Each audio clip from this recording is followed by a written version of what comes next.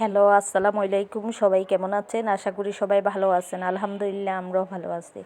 আজকে আমাদের বাসার কিছু কিছু জায়গায় রং উঠে গেছে। এখন রং করার জন্য 2টা মিস্ত্রি নিয়েছি।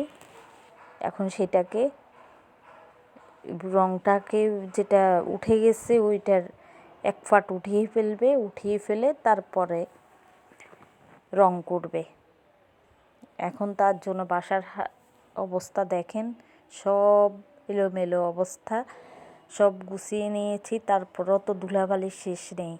সব বিছানা চাদর দিয়ে সব ডেকে রাখছি, তারপরও তো ধুলাবালি পড়তেছে।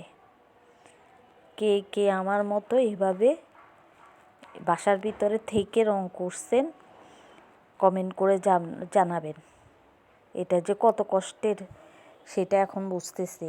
না হয় বাসার ভিতরে থেকে এভাবে রং করার সিদ্ধান্তটা নিতাম না। দেখেন বাসার হাল অবস্থা। রান্নাঘর থেকে সব নিয়ে আসছি। এই যে ড্রয়িং রুমে সব বিছানা চাদর দিয়ে ঢেকে রাখছি, তারপরও তো ধুলাবালির কোনো শেষ নেই।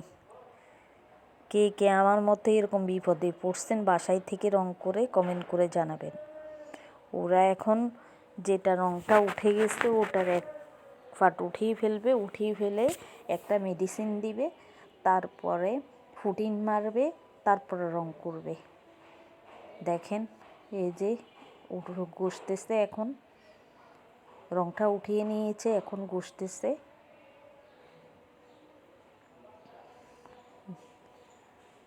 কি যে কষ্ট ভাই, যাতে এইভাবে রং করছেন তারাই বুঝবেন। বাসার হাল অবস্থা যে কি হয়েছে, সব এলোমেলো অবস্থা, সব এলোমেলো অবস্থা। রান্নাঘর থেকে সব টেবিলে আইনা রাখছি, ডাইনিং রুমে আইনা রাখছি। কিছু কিছু জায়গায় উঠছে ওইগুলা করাবো, আর যে জায়গা ভালো আছে ওটা করাবো না।